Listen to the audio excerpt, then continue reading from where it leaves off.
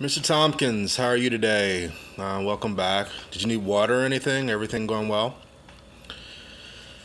All right, that's good. Well, let's get right to it.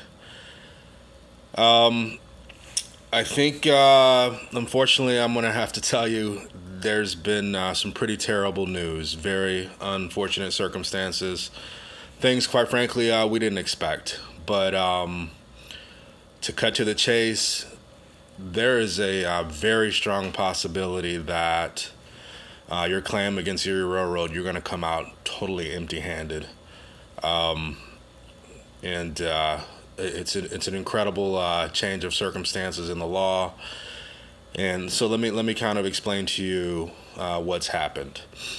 So your injury occurred in Pennsylvania, and that's where we would consider kind of the initial place where the case would start in that state. However, the Pennsylvania law is not favorable to you. By you walking alongside the railroad, Pennsylvania is going to look at you as a trespasser and not give you the common law rights. And common law means just a law that's been handed down from England into the U.S. And how we would treat negligence and things like that. Those negligence laws would be favorable to you. However, by virtue of Pennsylvania laws being less favorable, what we tried to do is we moved the case to New York. Well, the Erie Railroad is based out of New York, so New York laws would have the ability to take the case and operate from there. And we won. We won the first case. The railroad appealed.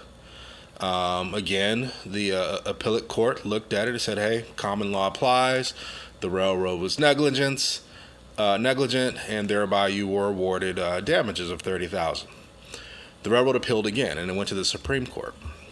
And this is what is a surprising factor. The Supreme Court has reversed, meaning they've overruled what the appellate said. The appellate court ruled in your favor. The Supreme Court did not. And I won't say they did not rule in your favor. They changed the appellate court ruling. The Supreme Court has said that effectively the law of because the common law has been handed down, it's not statute per se. Thereby, the local state law where the incident occurred should apply. That should carry forward. Well, that means we're back in Pennsylvania law. That means we're back in a law that's not favorable to you.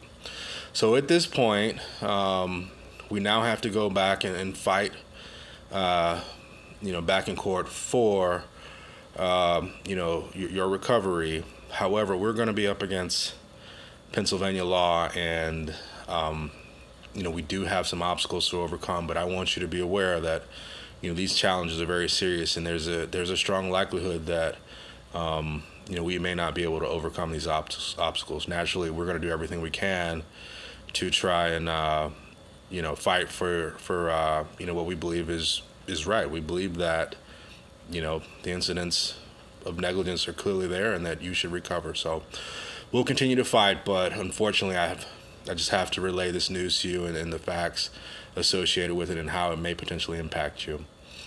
Any questions?